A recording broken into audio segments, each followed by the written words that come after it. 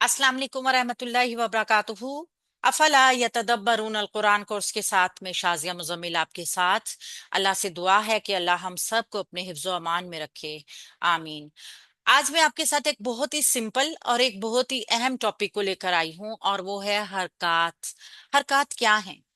असल में हरकत वो अलामतें होती हैं जो जब किसी हर्फ के ऊपर लग जाती हैं तो फिर हमें उस हर्फ की सही आवाज मालूम होती है। यानी हमें उस हर्फ की हरकत का पता चलता है कि वो कौन सी है। ठीक है, हरकत की बेसिक बुनियादी तीन हैं, तीन अलामात जो हैं वो हरकत सलासा कहलाती हैं। जैसे सलासा से ये आपको पता चल रहा होगा कि ये तीन का नाम है, तो हम आज इन तीन बुनियादी हरकत को डिस्कस करेंगे। सबसे पहली हरकत जो है वो है जबर, जिसको फतहा कहा जाता है। ये जबर हम सब पहचानते हैं, जब जबर की आवाज आती है तो मुंह खुलता है। मुंह के खुलने से जबर की आवाज पैदा होती है, इस तरह। ठीक है, यानी मुंह खुलेगा। दूसरी हरकत को हम देखेंगे तो वो है जेर, जिसको तजवीद में कसरा कहा जाता है। और कसरा की आवाज यानी कसरा हरकत को जब हम अदा करते हैं तो मुंह और आवाज को झुकाते हैं, यानी अपने नीचे वाले होंठ को थोड़ा सा डाउन करते हैं। ई, ई, ई, इस तरीके से। ठीक है, यानी कि जबर के लिए मुंह खुलेगा, अ, और जेर के लिए हरकत और मुंह आवाज का झुकाव नीचे की तरफ होगा, ई, इस तरीके से। आप ऐसे भी कह सकते हैं ये इंग्लिश साउंड ए की आवाज पैदा करेगा, लेकिन आपने इसको ए नहीं पढ़ना, पढ़ना है।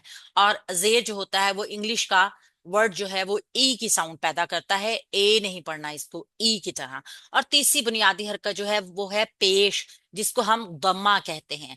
यानी पेश को अदा करने का तरीका ये है, या दम्मा को अदा करने का तरीका ये है कि उसके लिए हम अपने दोनों होंठों को गोल करेंगे, ऊ की तरह। ये ओ नहीं होगा, ये ऊ होगा। जैसे ओ के साथ एक और ओ लगा के ऊ की आवाज पैदा की जाती है। तो हमने बुनियादी तीन हरकत देखी।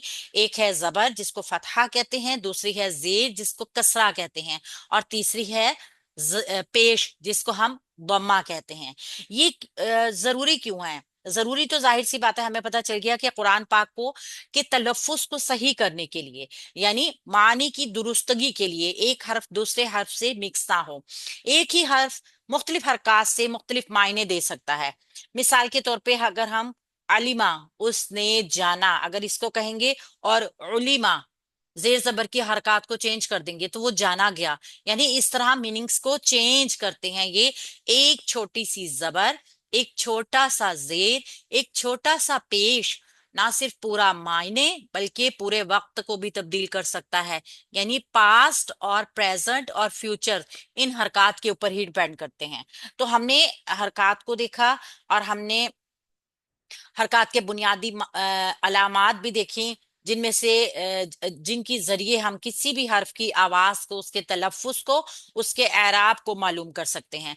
तो आज का मेरा लेसन यहीं तक होगा। इंशाल्लाह ताला अगली वीडियो में आपको बताएंगे कि इन हरकत को पढ़ने का तरीका क्या है, हम किस तरीके से हरूफ को अदा करके एहसन तरीके से तजवीद को सीख सकते हैं। अल्लाह हम सब के लिए आसानियों के मामलात करे। हमारे चैनल को लाइक, सब्सक्राइब और शेयर कीजिए। अपने लिए सदका जारिया बनाइए और हमारे इस कोर्स में हमारा साथ दीजिए, मामून हो जाइए। अस्सलाम वालेकुम रहमतुल्लाहि व बरकातुहू।